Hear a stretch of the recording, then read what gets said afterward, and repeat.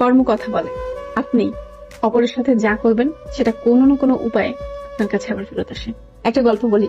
এক গ্রামে একটা গরিব কৃষক ছিলেন, যিনি দুধ থেকে মাখন, ঘি এগুলো তৈরি করে বিক্রি করতেন।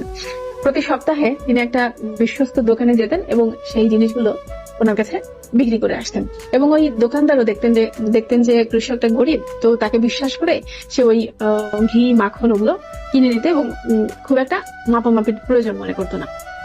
দুজনের মধ্যে একটা বিশ্বস্ততার সম্পর্ক তৈরি হয়ে যায়। তো হঠাৎ দোকানদারের কি মনে হলো যে সে মনে করলো ওই মাখন গুলো একটু মেপে দেখা উচিত। তো দোকানদার যখন মাপতে গেল তখন দেখলো যে মাখন গুলো হয় হচ্ছে 900 গ্রাম ওজনের, 100 গ্রাম সেখানে নাই 1 কেজি ওজনের মাখনের মধ্যে থেকে।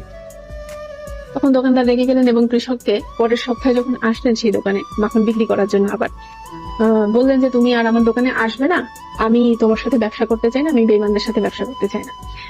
কৃষক তো অবাক, কেন আমার সাথে এই ধরনের ব্যবহার করছেন। তখন কৃষক দোকানদারকে জিজ্ঞেস করলেন যে আপনি কেন আমার সাথে ব্যবসা করতে চান না, আমি কি এমন অন্যায় করেছি। তখন দোকানদার বলে যে তোমাকে আমি বলি যে 1 কেজি ওজনের মাখন দিতে, এবং তুমি 1 কেজি ওজনের মাখন দিয়ে সেই টাকাই নিয়ে যাও, কিন্তু তুমি দাও হচ্ছে 900 গ্রাম ওজনের মাখন। তাহলে তুমি আমার সাথে কেন এরকম বেইমানি করো, আমি তো তোমাকে বিশ্বাস করেছিলাম। তখন কৃষক একটু হতভম্ব হয়ে দোকানদারকে বলেন যে দাদা, আমি তো আসলে খুব গরিব মানুষ, আমার ওই মাপ করার যে পাথর পাওয়া যায় সেগুলো আমি কিনতে পারি নাই।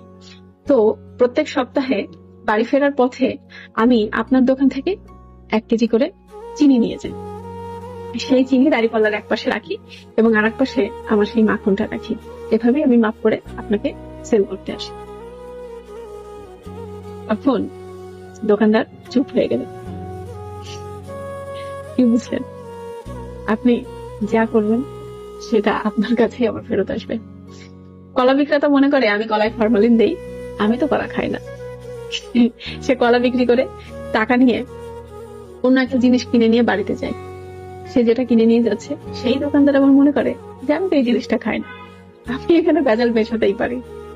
বিষয়টা হচ্ছে এরকম, আপনি যাই করেন সেটা আপনার কাছেই ফেরত আসবে। আমরা মানুষরা কেন জানি এই জিনিসটা বুঝি না, এই বোধটুকু নাই আমাদের। আমরা খুব স্বতঃস্ফূর্ত ভাবে অন্যায় করে যাই কারোর সাথে, কিন্তু ভাব ছাড়ে না বাপকে। সৃষ্টিকর্তা ঠিক উপরে বসে বসে অঙ্ক কষছে, আপনি কি করছেন না করছেন।